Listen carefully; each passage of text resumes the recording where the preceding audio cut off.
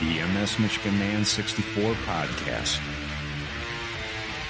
My name is Brian Wallace, and I am the MS Michigan Man 64. The MS Michigan Man 64 podcast is about chronic disease awareness. I have had multiple sclerosis for the last 27 years. It's an invisible chronic disease that I've been battling for half of my life. I want to share with you what it is like living with the chronic disease from my experiences and the experiences of other chronic disease warriors. We can fight to have a voice to those that want to listen. Together, we can motivate and educate.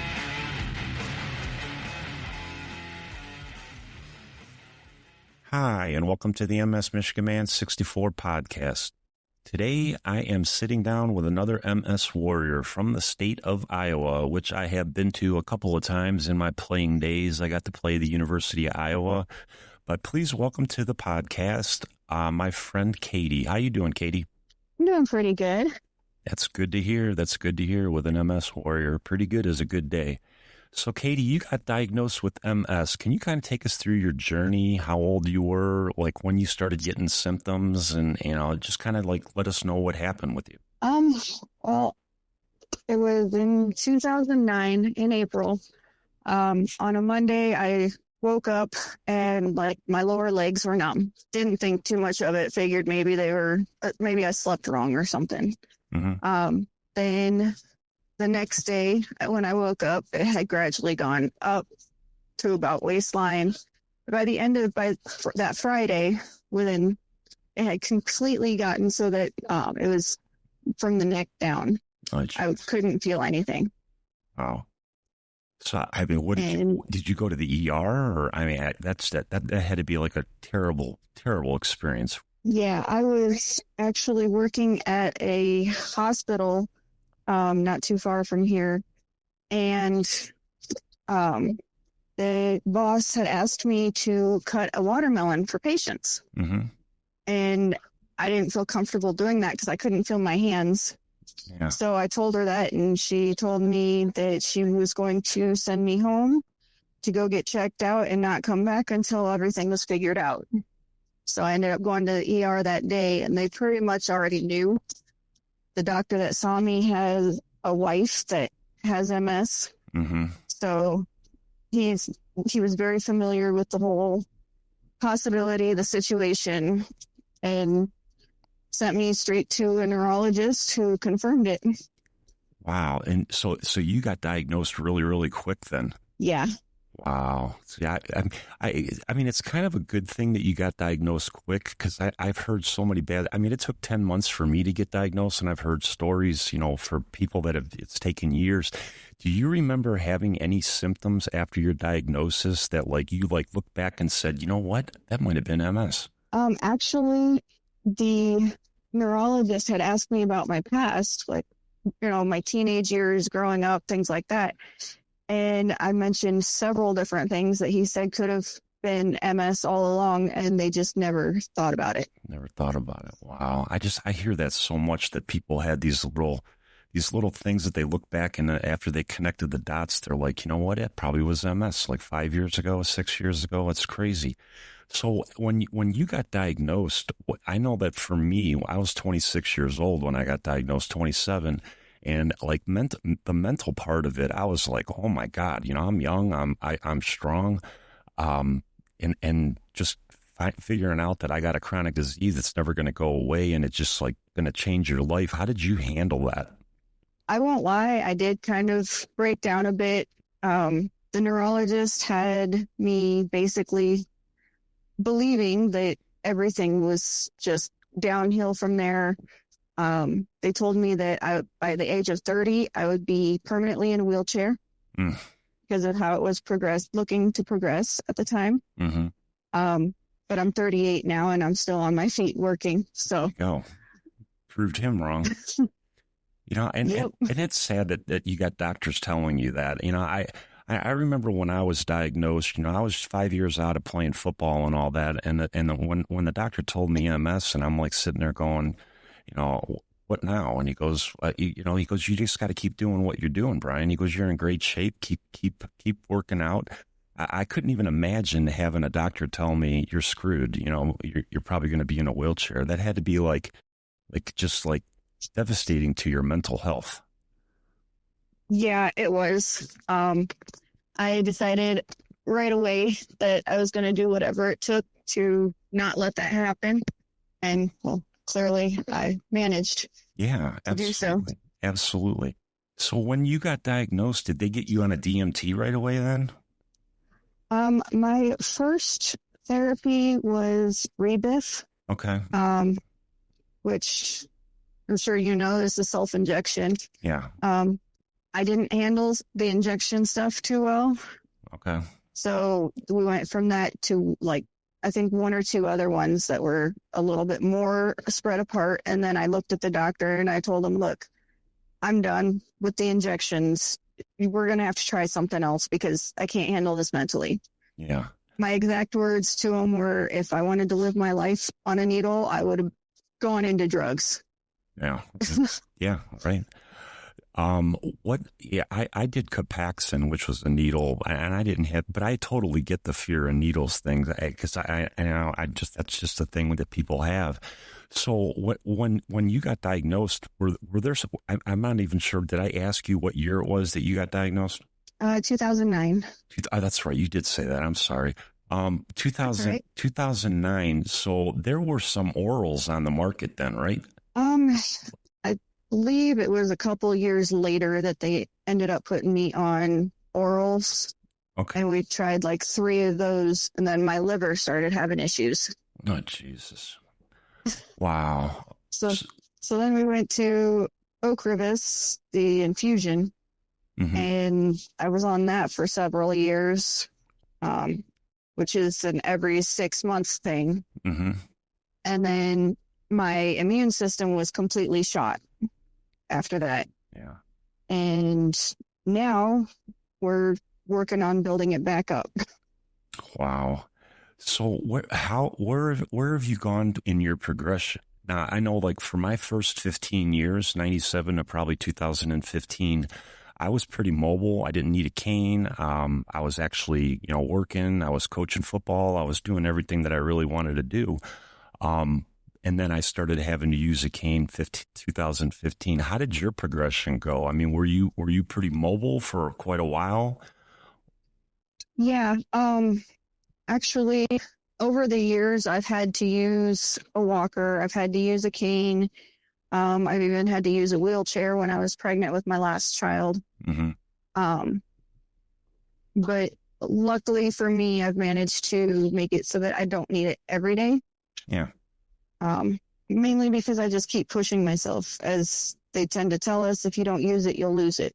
Yeah, absolutely. So I push myself every morning to get out of bed, to do housework. When it's nice out, I even push myself to get outside and go for walks. That's awesome. That's so awesome. So, and you said you're still working. How did it affect your employment? I know for me, I worked about 26 years and, I had to call it quits. And now I'm just, paying it back by doing this podcast to spread awareness about MS. But how did your journey with your employment go with managing your multiple sclerosis? Well, my boss has been there, and she's been a very helpful asset with all of it. I've ended up off of work for extended periods, almost every year. Yeah. And when I was first pregnant with my last kid, I hadn't been with her for a full year yet. So the corporate offices were trying to get her to just fire me because I had to go on early maternity leave. And she told them that wasn't going to happen. She was going to keep me around. Good for her. Good for her. Wow, that's just crazy. The corporate just wanted to get rid of you because of your health and all that. And that's the thing that I don't think people understand about the battle that we have with a chronic disease and we're people that we want to do exactly what everybody else wants to do in the world. We want to work, we want to contribute, we want to make money, we want to take care of our family. And we got people and corporations that they just do not get the chronic disease, and they don't want to be around it. It's like a liability to them. Yeah, very much so. And that's exactly what they told her. Yeah. And that is something, and that's something that feeds into our mental health, because we have to go through that. It's just like a vicious cycle that people just don't get with people that are battling chronic diseases, and it's sad. Yeah. So when you got diagnosed, you said you had kids. Were you diagnosed with MS before you had kids, or I'm just curious because I know that females. I've talked to quite a few females, and some of them that have said that like having a child actually aggravates the MS and creates you to have episodes, or causes you to have episodes. Did you experience any of that with having your kids? With the first one, she was born in 2008, so that was before. I didn't really think to look back and think about, what issues I was having at that point that could have been tied into the MS. Mm-hmm. But then with the last one, like I said, I ended up in the wheelchair for most of my pregnancy because my balance was so off. Wow. I was constantly like bouncing myself off the walls, trying to just stand and walk. Wow. That's just crazy. I hear so many stories how moms, and some of them I've heard stories that it puts it into remission for their pregnancy. It's crazy because, and that's just kind of like that snowflake effect. Everybody's disease is different and it affects everybody different. Yep. How did you like introduce your kids as they were growing up about your disease, and how did they accept that? I know what, like I had, my kids didn't know me before my MS, and I didn't know what the right or wrong thing was to do, and I kind of wanted them to know that I had it, and I actually had them push the plunger down on my syringe when I would give myself my meds, and that's kind of a way that I incorporated my disease, like introducing it to them. How did you let your kids know as they were growing up? We just, like, if I was having a flare up or something, we just kind of let them know that it's part of the MS. It's something mom has to deal with all the time. It's not going to last forever. Yeah. So they kind of learned right off the bat. My older one grew up along with me having it. So yeah. Along the way, neither one of them really had any time before me having it to know differently. My two stepkids did, though, and all four kids have been pretty helpful throughout the years. That's good. That's great. Yeah. My youngest even decided to do a presentation a few different years in an elementary school with MS, and had me come to the classroom. Oh my God, that's so awesome. Both of my kids, my son and my daughter, they both did stuff in school, like presentations about multiple sclerosis with me. And that's really cool.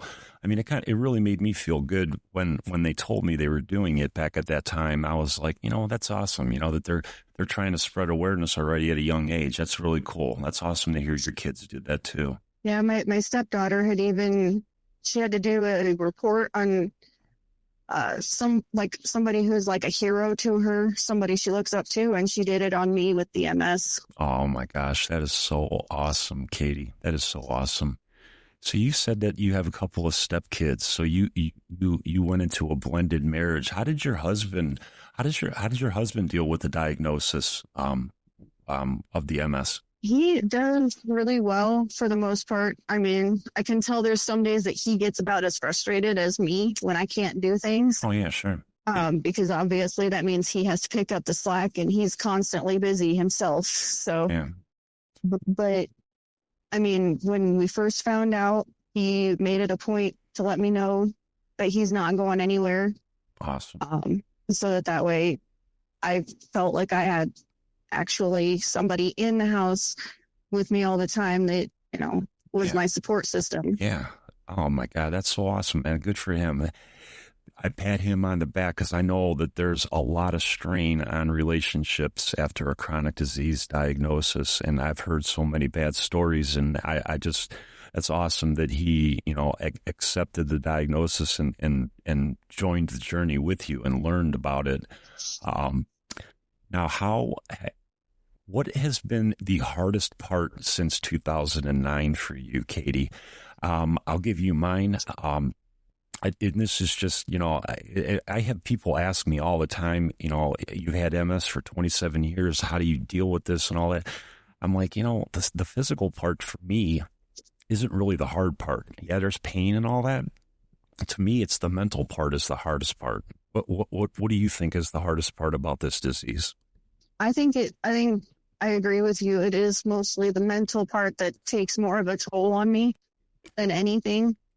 Like I said, I've got a decent support system, so they can tell when I'm having flare-ups and stuff, and sometimes they'll tell me, I can tell you're having a bad day. Don't be doing this. Don't be doing that. And I'm like, but I want to.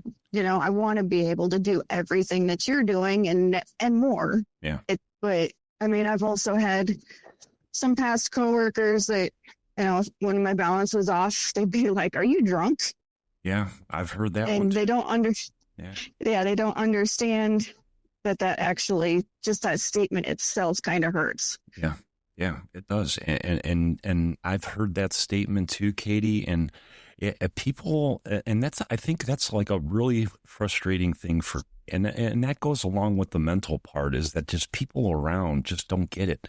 And I understand that they don't have the disease, but they make so many bad assumptions. Like I've heard people called lazy, and people that with chronic disease, they're not lazy. I mean, for somebody to call me lazy, that's a ridiculous statement. I mean, I played football at the University of Michigan. I worked out my whole life. I'm in a gym. And, it's just, they don't get it. They don't understand the drain that this disease, multiple sclerosis, has on your body. And it's very frustrating. Yeah, it is. And it can also be frustrating for like doctors when they're trying to help you out. Because like when I was having really bad MS fatigue issues, we couldn't figure out anything that would work. The doctor was trying everything for normal people. Mm-hmm. And then finally she decided to look up MS fatigue instead of just fatigue. And she found out that Ritalin tends to help people with MS with the fatigue. And so she put me on that for a while.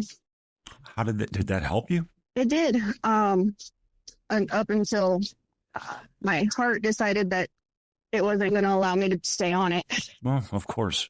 And that's another thing that I don't think people understand, and even us with the chronic disease don't understand it. It's like, yeah, we got MS and they're treating our MS, but we still have other things that are going on in our body. You can have a bad heart, you can have cancer, you can have this, and they're going to treat it with other meds, and these meds mess with this, and this med messes with this, and it's just like a ridiculous cycle that we're in with medications. It's crazy. Yeah, there's a lot of different issues that I've had over the years, and they're like, well, we could try this. And I'm like, well, I've had liver issues before because of medications, so make sure it doesn't affect that. Yeah. And then that limits them even more, and then they get frustrated with me. I'm like, well, I don't know what to tell you. I don't want to die. Yeah, right. Caty, I just love your attitude. The couple of times that I've talked to you, it's like you've been kicked so many times, and you just like you get back up, dust yourself off, and you keep going. And I've been kicked so many times, and that's kind of what I do. What is your motivation to keep on fighting? Because I use different things to motivate me. I used my kids when they were younger. I mean, they're older and adults now. And now my motivation is just, I want to enjoy life. I want to enjoy everything that there is in life. I mean, I can't work anymore, but I want to wake up every day, and my goal every day is just to get out of bed and live life. Yeah, my kids are a huge thing for me.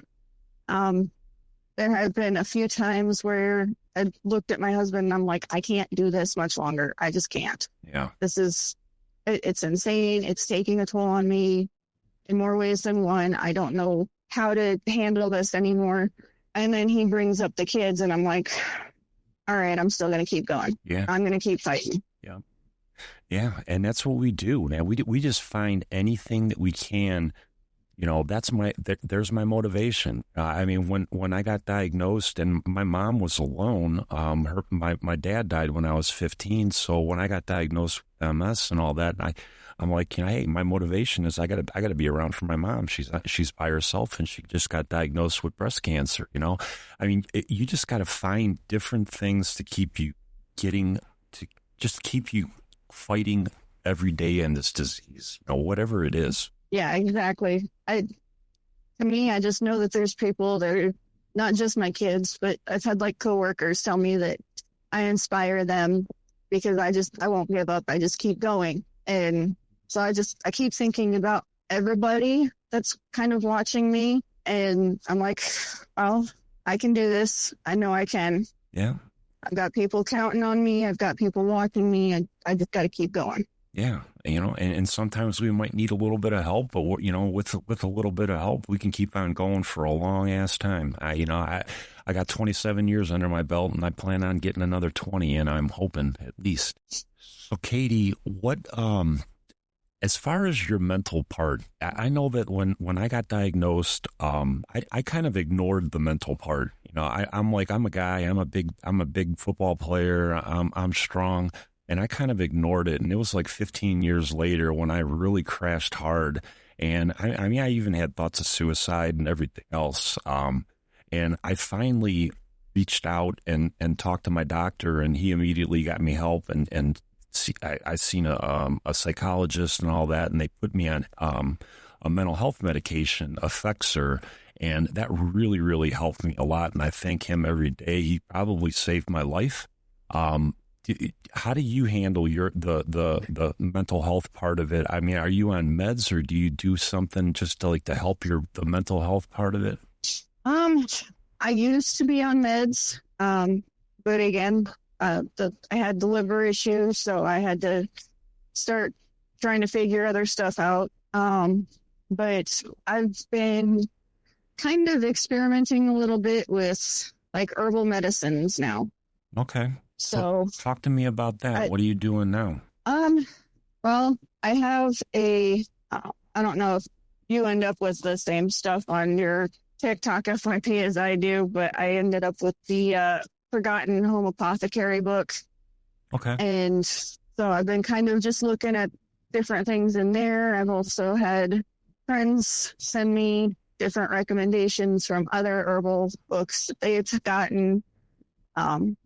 But like I started taking moringa and, oh goodness, vitamin D3. Yeah. Have you seen any help since you started taking it? Like any improvements? I've noticed that my mood has improved some. So, I mean, they say it can help with energy too. I don't know. To me, I just get myself going, and then it's like I can't stop. Yeah, that's kind of the more way than anything. Yeah, and that's kind of the way I am too. And that's just the way we're all wired. I think it might be different because everybody has their own way of handling things. But since I've had MS, it's like whatever hurdle it throws in front of me, it might slow me down, but I figure it out how to get around it and just continue on moving with my life. It might not be the same way as I used to do things, but I still figure it out. Yeah. Caty, I've managed, like at work even, my boss tells everybody I'm not allowed on the step ladder just because of the balance issue. Yeah. And so if they see me start to get it out, they're like, what do you think you're doing? Yeah. Something happens to you, the boss is going to kill us all. Right.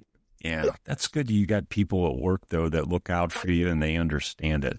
That's awesome. Hey, Caty, if you had something to say to everybody that's out there listening that, that's just trying to understand this disease a little bit better, and you got some years of experience like I do, what would your message be for people just to understand this disease a little bit better? I always just tell people, like, have patience.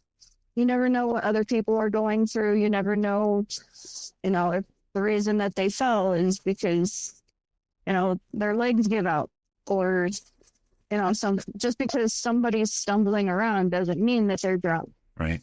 So we always keep in mind that everybody has their own challenges that they're going through that you don't know about. And so being patient with everybody you come across is the best thing I can suggest, offer for advice to me.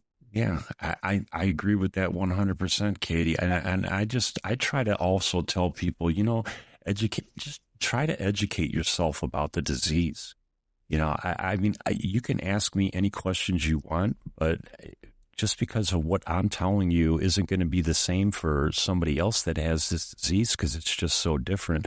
And the best thing to do is just educate yourself, whether it's getting on social media and watching some TikTok videos about it, or Facebook, or just reading about it. I mean, it's all about educating yourself. And, I try to do that with other diseases like Parkinson's and just other neurological diseases, because I just want to know about them, because it makes me a more intelligent person and understanding of other people's issues. Yeah, exactly. Actually, every year in March, I started dyeing like 5 years ago, I started dyeing my hair orange. Mm-hmm. I love it. And everybody's like, why do you do that? I go, because it starts conversations. Yeah.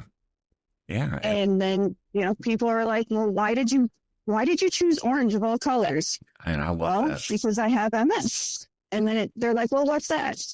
So then it starts the conversation and they get educated a little bit. And I'm like, well, if you want to know more, I'm more than willing to sit down and talk with you sometime, but otherwise you can look it up too. There's plenty of information out there now.